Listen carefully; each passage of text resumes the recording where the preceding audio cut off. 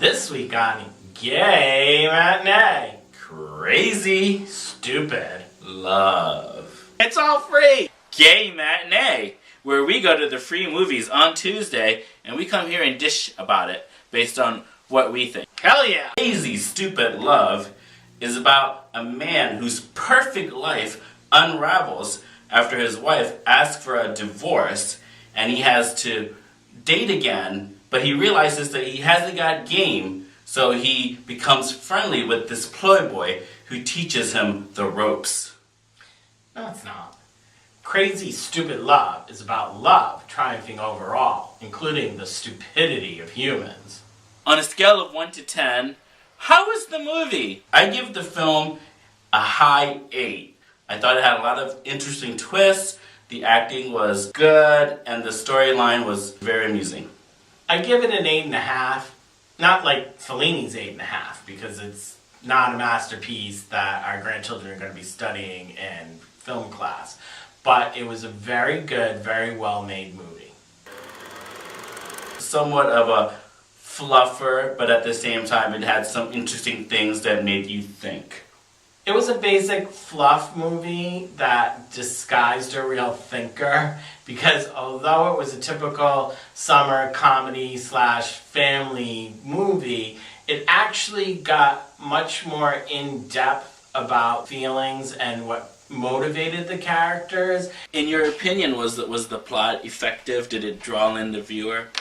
I thought the plot was very interesting. It had a good pace and a lot of surprises that were very pleasant and welcomed. Either I'm getting like really stupid in my old age, or it was very well done, because pretty much every single one of the plot twists like completely took me by surprise.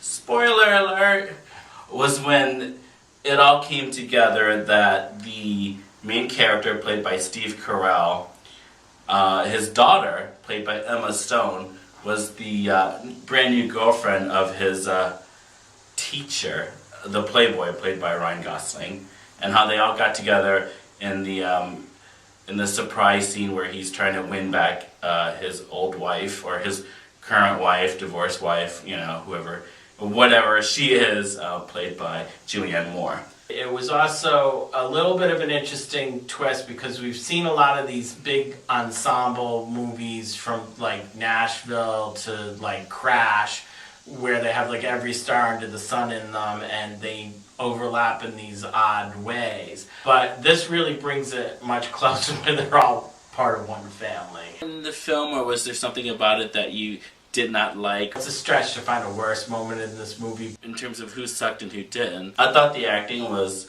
really surprising, really good, and I believed in the characters, and I really enjoyed going through the journey with them and the unraveling of the many different plot twists, and it was a pleasure to watch. Everyone did a really good job, from the stars to the kids, the babysitter and the teenage, who are kind of unknowns, I think, also did excellent jobs. Everybody had good comic timing, but also were able to bring a certain dramatic pathos to their characters, and it was a nice balance, I thought. If you could change one thing about the movie, what would it be? If I could change one thing about the film, I would change its title. I don't know if I would necessarily change this, but one thing that I was thinking about the next day is that they kind of at least had a little 5-minute blurb where they explained the Jacob character, about how his parents and why he was the way he was. And then they didn't really, I mean, how did two teenagers who got pregnant in the middle of high school end up with these like great jobs and a beautiful house and all this like money? And now it's time for our weekly segment. Did it make Robert cry? I actually cried a lot during it. Several times. It's all free! Gay Matinee. Hell yeah!